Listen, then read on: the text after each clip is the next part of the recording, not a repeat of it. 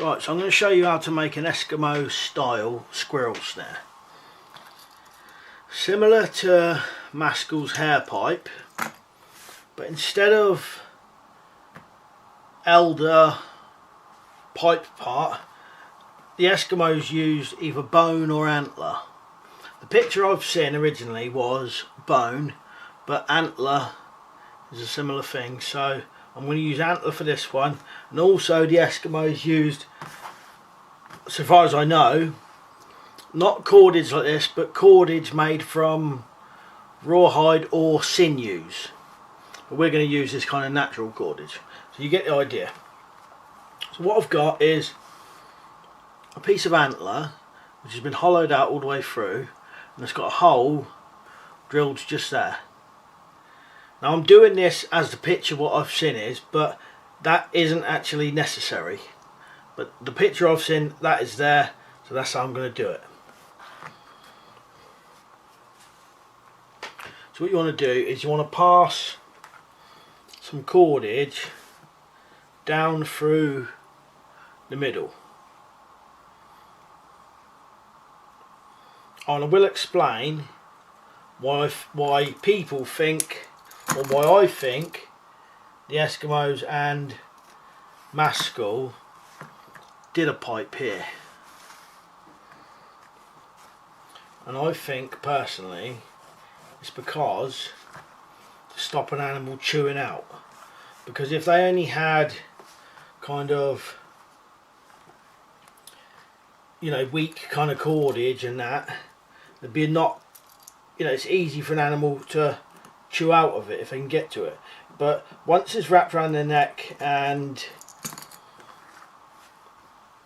the only part they can chew on is this, it's a lot harder for them to chew out. So I think Maskell's hair pipe and this one, this is to stop them chewing out of it, because their cordage was made out of like natural cord or things like, you know, sinews and maybe horsehair and stuff like that. So I've got one coming through there, the other one passes through and comes out the back. So like I said, I'm doing this like the picture. You don't have to do that hole, you could have this just coming through this end as well. And we're just going to tie this end off here.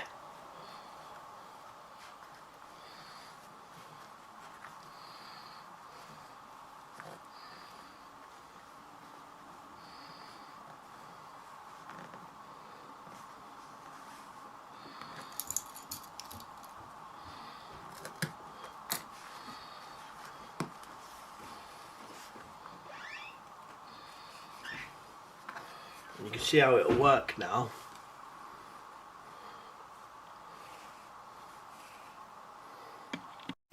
Now essentially that could be it done as it is. For some reason on the picture there was a block of wood tied here, but from the picture what I've seen, that this part now makes no sense. The only time it makes sense having that block there is if this one, get this all in view so you see it, if this one, which is tied here, if this passed all the way through, then you'd want this one to stop it coming back. But the picture which I've seen, I'm 99% sure that there's a hole there and this end is tied here.